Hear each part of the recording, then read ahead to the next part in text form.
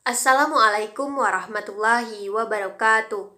Perkenalkan, saya Dini Oktavia Putri. Di sini saya akan membahas tentang sistem perlindungan hak cipta dalam hukum kekayaan intelektual sebagaimana yang diatur dalam Undang-Undang Nomor 28 Tahun 2014. Kemudian, saya juga akan membahas mengenai sistem perlindungan hak merek yang sebagaimana diatur di dalam Undang-Undang Nomor 20 Tahun 2016 serta kasus yang berkaitan dengan hak cipta. Baiklah, langsung saja masuk kepada pembahasan yang pertama, yaitu bagaimana sistem perlindungan hak cipta ini dalam Undang-Undang Nomor 28 Tahun 2014 tentang hak cipta.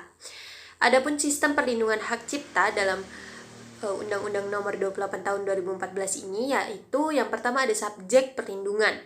Nah, subjek perlindungan ini diatur di dalam pasal 1 angka 2 dan angka 4 yang mana subjek dari perlindungan itu yaitu ada pencipta dan pemegang hak cipta.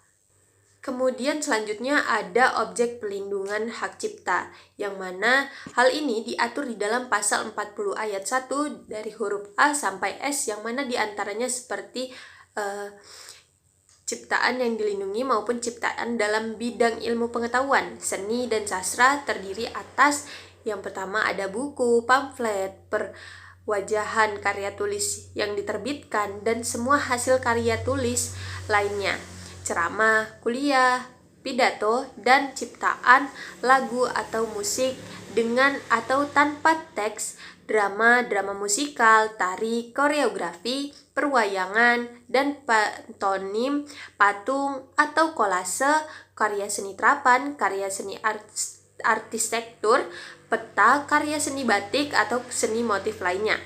Adapun yang lainnya yaitu karya fotografi, potret, karya sinematografi, terjemahan tafsir, sunduran, bunga rampai, basis, data, adaptasi, aransemen, modifikasi, dan karya lain dari hasil transformasi. Adapun sistem perlindungan hak cipta yang lainnya yaitu ada pengecualian atau pembatasan. Nah, mengenai pengecualian itu terdapat di dalam pasal 41, dijelaskan bahwa hasil karya yang tidak dilindungi hak cipta yang diperjelas pula di dalam pasal 42, yaitu diantaranya hasil rapat terbuka lembaga negara, peraturan perundang-undangan, pidato kenegaraan atau pidato penjabat pemerintah, kemudian ada putusan pengadilan atau penetapan hakim, dan kitab suci atau simbol keagamaan. Nah, mengenai pembatasannya itu diatur di bab 6 pasal 43. Di bab 6 pada pasal 43 sampai dengan 51 yang mana disebutkan pada pasal 43 huruf A bahwa perbuatan yang tidak dianggap sebagai pelanggaran hak cipta itu meliputi tentang pengumuman, pendistribusian, komunikasi, dan atau penggandaan lambang negara dan lagu kebangsaan menurut sifatnya yang asli. Adapun sistem perlindungan hak cipta yang selanjutnya yaitu ada stelsel pendaftaran. Nah, mengenai pendaftaran ini itu telah diatur di dalam bab 18 ketentuan peralihan yang terdapat pada pasal 121 yang mana menyebutkan pada huruf B-nya bahwa surat pendaftaran ciptaan yang dengan undang-undang ini disebut surat pencatatan ciptaan yang telah dikeluarkan sebelum undang-undang ini masih tetap berlaku sampai dengan masa perlindungannya berakhir. Tidak hanya itu, dalam sistem perlindungan hak cipta ini juga diatur mengenai jangka waktu perlindungan dan perbuatan pihak lain, yang mana hal ini telah dijelaskan di dalam penjelasan atas Undang-Undang Nomor 28 Tahun 2014 tentang hak cipta.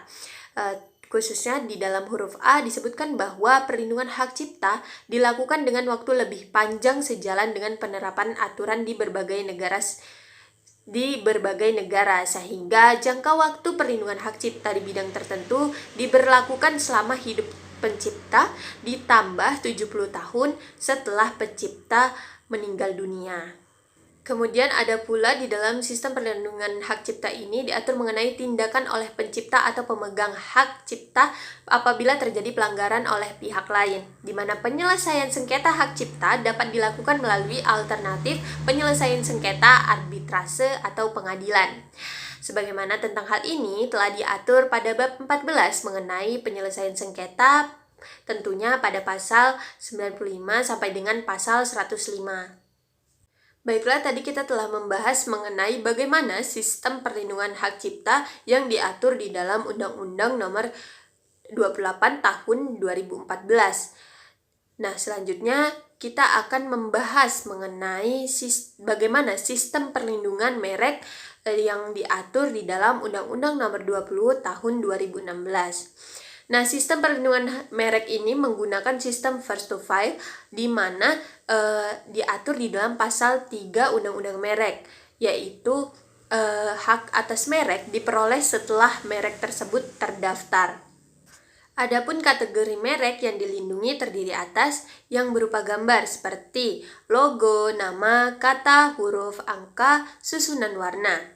Kemudian dalam bentuk 2 dimensi dan atau 3 dimensi itu seperti suara, hologram, atau kombinasi dari 2 atau lebih unsur tersebut untuk membedakan barang dan atau jasa yang diproduksi oleh orang atau badan hukum dalam kegiatan perdagangan barang dan atau jasa. Sebagaimana hal ini telah disebutkan di dalam pasal 2 dan pasal 2 ayat 3 Undang-Undang Nomor 20 Tahun 2016.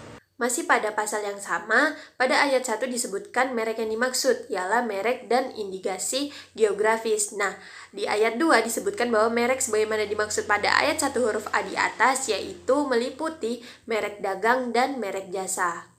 Baiklah, mengenai contoh, bagaimana jika pencipta lagu menjual hak ekonomi lagunya kepada produser rekaman secara tanpa batas atau jual putus. Berapa jangka waktu pengalihan hak ekonomi pencipta lagu kepada produser fonogram sehingga hak itu kembali lagi kepada pencipta lagu?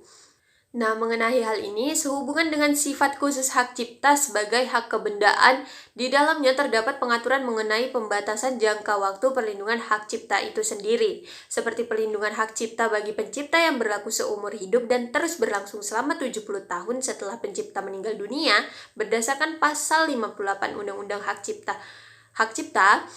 Demikian juga dengan jangka waktu perlindungan hak ekonomi produser fonogram pun dibatasi menjadi 50 tahun sejak fonogram difiksasi. Demikian penjelasan dari saya ucapkan terima kasih. Wabillahi taufik walhidayah. Wassalamualaikum warahmatullahi wabarakatuh.